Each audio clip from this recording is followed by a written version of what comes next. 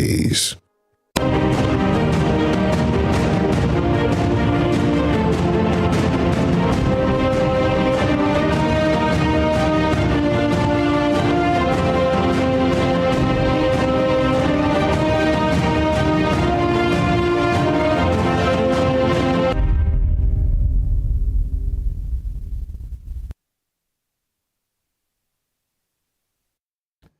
Here are the top stories of the news. Atiku Tinubu Obi condemns killing of Lagos-based lawyer Bolanle Rahim. People's Democratic Party G5 heads to London to map out strategy for the 2023 presidential election. On the foreign scene, at least 28 people have been killed in New York as winter storm hit North America. Good afternoon and welcome to Spring News at 12 on Western Spring Television. My name is Tunde Ido. The leading presidential candidates for Nigeria's 2023 general election have condemned the alleged extrajudicial killing of a Lagos-based lawyer, Bolanle Rahim, by a trigger-happy assistant superintendent of police, Darambi Vande. Four of the candidates agreed in separate statements yesterday that the Nigeria police force must be immediately reformed and sanitized to end cases of police brutality and extrajudicial killings of citizens. They are Atiku Abubakar of the People's Democratic Party, PDP, Rabiu Kwankwaso of the New Nigeria People's Party, NNPP, Peter Obi of the Labour Party, and Bola Tinubu of the All Progressive Congress, APC. Rahim was shot dead on Christmas Day by Vandi, who was attached to Ajiwe police station in Ajah. The cop and his team were said to have tried to stop Rahim and her family members as they drove back home from a Christmas Day church service. Rahim was shot when the car she was on tried to make a U-turn under the Ajah Bridge. She was later rushed to a hospital where she was confirmed dead. The Inspector General of Police, Usman Baba, has condemned and ordered an investigation into the Christmas Day homicide of Lagos-based lawyer Omobolanle Rahim, who was allegedly shot dead by a policeman attached to Ajiwe Police Station, Ajah, Lagos State. The IGP also ordered the prosecution of all police officers involved. The force spokesperson, Olumuyiwa Adejobi, revealed this in a statement yesterday. The IGP also ordered the prosecution of all police officers involved. Meanwhile, the Lagos State Police Command has said it will reprise its rules of engagement following the death of the lawyer. Her death came weeks after a similar incident happened in the same location. Lamenting the incident, the police public relations officer, SP Benjamin Hondenyi, in a statement yesterday said an order for the case to be investigated was in place, just as he condoled with the family of the deceased and urged citizens to remain calm. The Amotekun Corps in Osun State has denied involvement in the alleged dehumanization and chasing of the deposed traditional leader of Eko-Ajala out of his palace. In a statement by its spokesperson, Yusuf Idowu Abbas, Amotekun described the publication on social media as libelous. The statement noted that Osun Amotekun Corps and its personnel were not involved in the act, stating that the news was fake and far from the truth.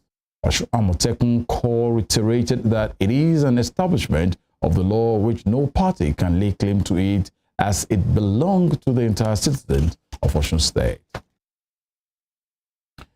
Suspected bandits on Christmas Day reportedly killed one person and kidnapped no fewer than 45 in Angwan Aku Kajuru local government area of Kaduna State.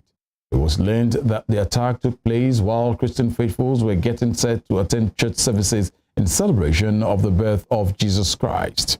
According to eyewitnesses, the bandits went from house to house, picking their victims, adding that at the end, they went away with 53, but 7 people escaped while they killed one. However, there was no official confirmation of the attack from either the state government or the state police command. The state police spokesperson, Mohammed Jalige, said he was not aware of the attack, but promised to provide more information on the attack. To some political stories, the Nyesom Wike-led group of governors of the People's Democratic Party, PDP, have landed in London, United Kingdom, in continuation of their meeting to fashion out a strategy for the 2023 presidential election. The team that left on Boxing Day trip includes Governor Samuel Ortom of Benue State, Governor Seyi Makinde of Oyo State, Ifeanyi Ugwuanyi of Enugu, and Okeze Ikpeazu of Abia State.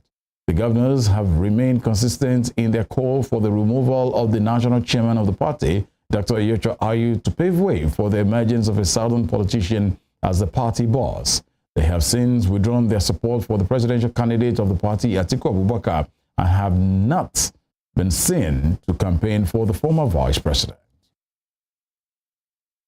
The governor of Bayelsa State, Duyu Dire, has urged the Pan-Niger Delta Forum not to dabble in partisan politics, but to remain focused on protecting the collective interests of the Niger Delta. Dire stated this when the PANDEF executive, led by its chairman, Senator Emmanuel Ibok Essien, visited him in the government house, Yenagua, adding that the group was not formed as a partisan entity. He saluted the efforts of leaders and other stakeholders of PANDEF, particularly the leaders of the forum and elder statesman Edwin Clark, for showing leadership over the years on issues concerning the region.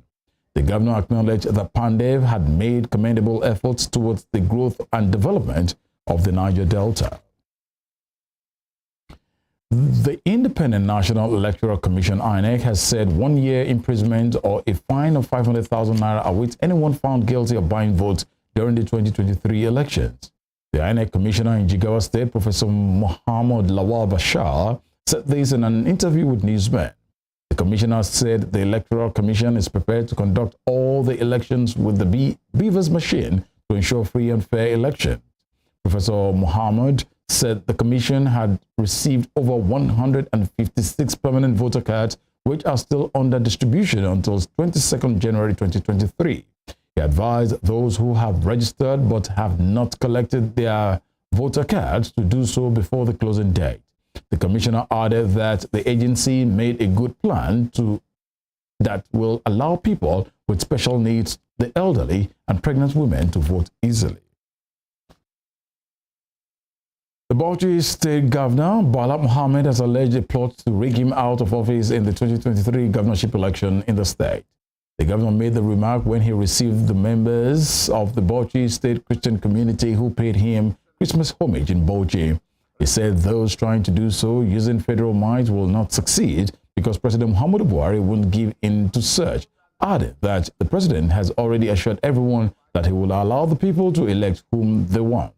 The governor further stated that this government is trying to bring justice and equity as well as respect for everyone in the state. Mohammed, a member of the People's Democratic Party, PDP, is seeking to return to office for another term of 4 years. Our government is trying to bring justice and equity, respect for everybody, and condonement, providing the latitude and the political space for everybody to operate. You can see the billboards and the posters of everybody. Last week, one of the leaders of the party or contestant was abusing me. That nobody will stop you. You are free to do it.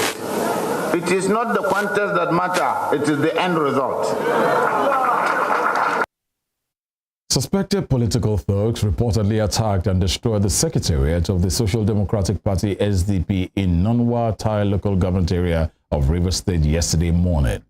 It was gathered that the secretariat was scheduled for inauguration by the state SDP governorship candidate for the 2023 elections, Senator Magnus Abe, before the incident. While confirming the incident, Senator Abe in a statement said the attack, like previous ones and threats to life and property, will not deter him from going ahead with his campaigns. Senator Abe further called on the State Commissioner of Police and other security agencies to investigate the incident and bring an end to escalating violence in the state. And from Oyo State, the chairman of Lagelu local government, Kazim Gbadamosi, has donated drugs and other medical items worth 14 million naira to primary health care centers in the local government. He made the donation at Ejioku Primary Health Care for onward distribution to other centers. Mr. Gbadamosi said the donation is to ameliorate sufferings at the grassroots and also complement the efforts of the state government. Today, I'm doing the handing over of medical equipment, drugs, injections, and all the like to all the primary care centers in my local government. The procurement was up to like 14 point something million.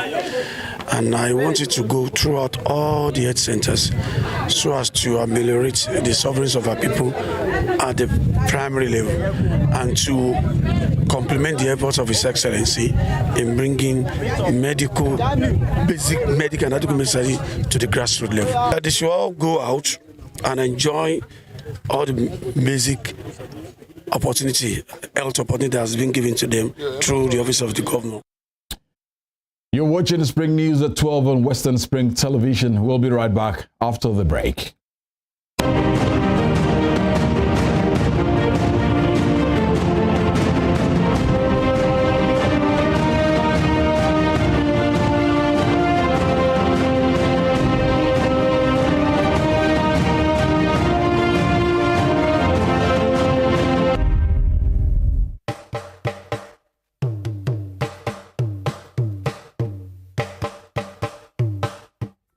Èdè Yorùbá jẹ́ ọ̀kan lára àwọn èdè tí wọ́n ń sọ ní agbègbè Niger Congo.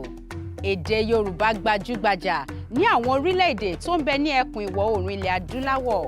Ó kéré tán, àwọn ènìyàn bíi mílíọ̀nù 14 ló ń sọ èdè Yorùbá lónìí. Ètò akọ́mọlédè ló ń dé sójú ìwòran yín láti iléeṣẹ́ móhùnmáwòrán WSTV ìkànnì 150 channel 190 lórí StarTimes.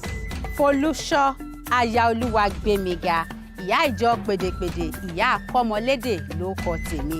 Yorùbá dùn púpọ̀, Yorùbá ò lè kú, Yorùbá ò lè parun. Tiwa làṣà, tiwa lèdè, tiwa nìṣẹ̀ṣe akọ́mọlédè.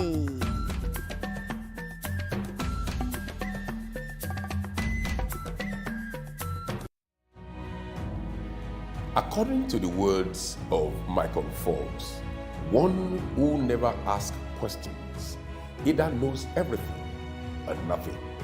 Watch me as I ask the questions you think no one wants to answer. Even questions it appears no one has got the guts to ask. My name is Femi Adefila and I've got the gut. Let's ask the pertinent questions and watch as we get answers.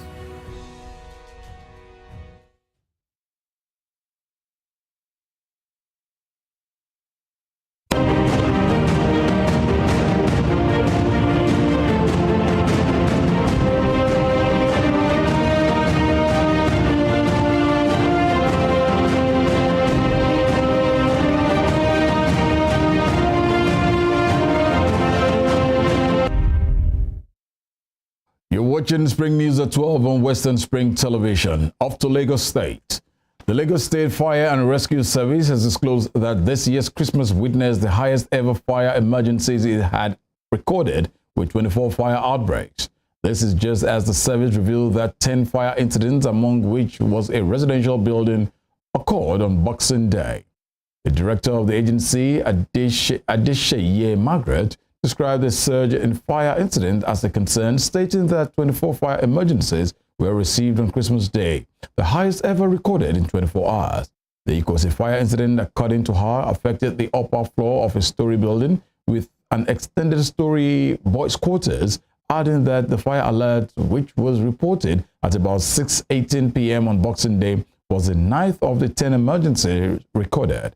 She said on arrival at the scene at about 6:30 p.m., the Alausa fire crew, joined by their counterparts from Ilupeju, prevented the fire from spreading to the ground floors and surrounding buildings.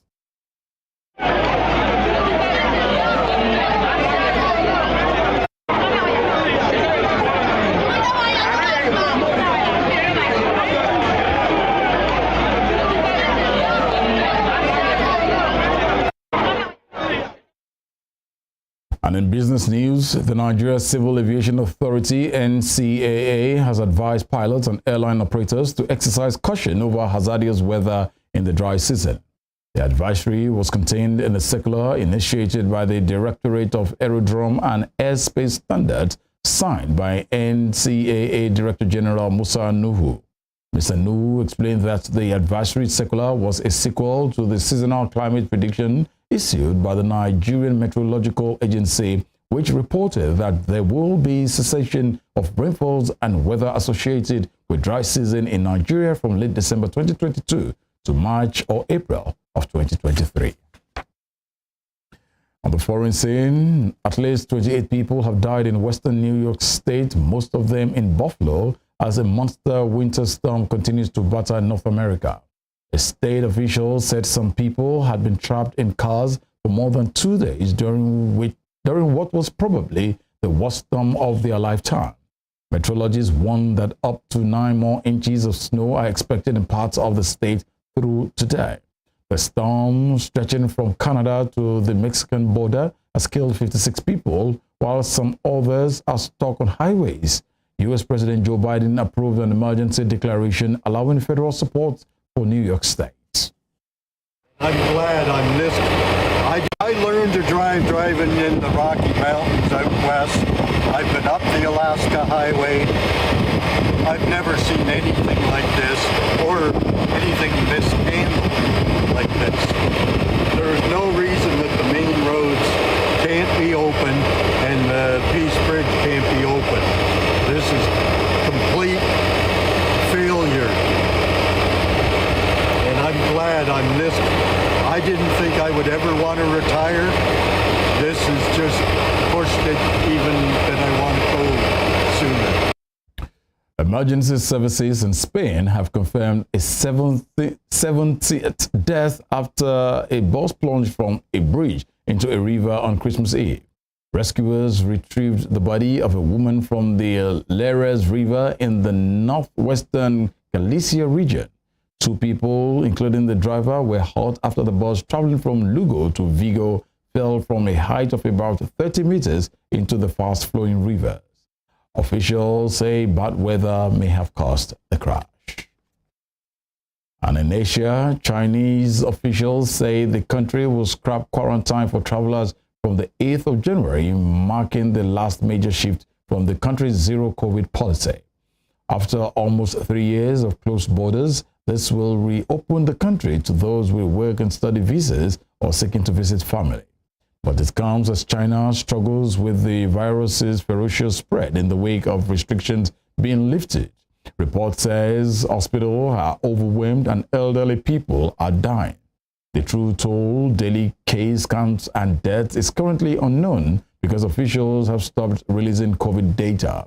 Beijing had reported about 4,000 new COVID infections each day last week and few deaths. Into the world of sport, Iranian football legend Ali Daei says an international flight has been rerouted to prevent his wife and daughter from leaving the country. The 53-year-old, who has voiced support for anti-government protests, said his family had tried to fly from Tehran to Dubai to join him on holiday yesterday. But the flight was made to land on an Iranian island in the Gulf and they were removed. Ali Daei added that no reason was given and the pair are returning to Tehran. The latest protests were triggered by the death in custody of Iranian court Masha Amani in September. She had been held for allegedly wearing her hijab improperly. Human rights activists say more than 500 protesters, including 69 children, have been killed, while thousands of others have been arrested. Dozens of Iranian security personnel are also reported to have been killed. Into the world of sports, Arsenal manager Mikel Arteta says club great Arsene Wenger picked the right moment to go back to Emirates Stadium as he saw them underline their title credentials. Arteta's young team produced a second-half fight back to beat West Ham and move 7 points clear at the top of the Premier League, which was resuming after the World Cup. Wenger, who was the last Arsenal manager to win the title, made his first return since stepping down in 2018. Arsenal extended their lead at the top over Newcastle, who moved second by beating Leicester earlier yesterday. Reigning champions Manchester City, who go to Leeds United tomorrow, are now 8 points behind the Gunners. Obviously, we wanted to keep it quiet and allow that space for Asen. Stan and George are here as well, and it was a really special day. Thank you so much for him coming. Hopefully, walking through the building, he's going to feel everything that everybody thinks of him, everything that he left here, but as well his presence is something that has to be very, very attached to this football club. So thank you for doing that, because it means a lot, I think, for everybody at the club. Before we end the news, here is a recap of our top stories. The leading presidential candidates for Nigeria's 2023 general election have condemned the alleged extrajudicial killing of a Lagos-based lawyer, Bolanle Rahim, by a trigger-happy assistant superintendent of police, Drambi Vande. The Nyesom Wike-led group of governors of the People's Democratic Party have landed in London, United Kingdom, in continuation of their meeting to fashion out a strategy for the 2023 presidential election. On the foreign scene, at least 28 people have died in western New York State, most of them in Buffalo, as a monster winter storm continued to batter North America. You can follow us on our social media handles on Facebook, Instagram, and Twitter at Western Spring Television. You can also watch us live on our YouTube channel at Western Spring Television. That ends Spring News at 12 on Western Spring Television. Many thanks for joining us. I am Tunde Ido. Good afternoon.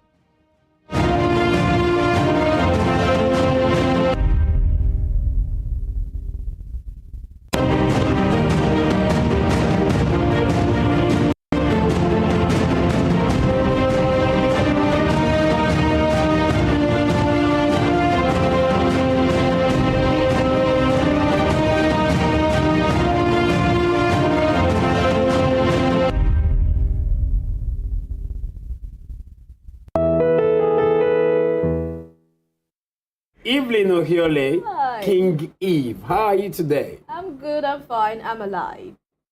I really feel like she's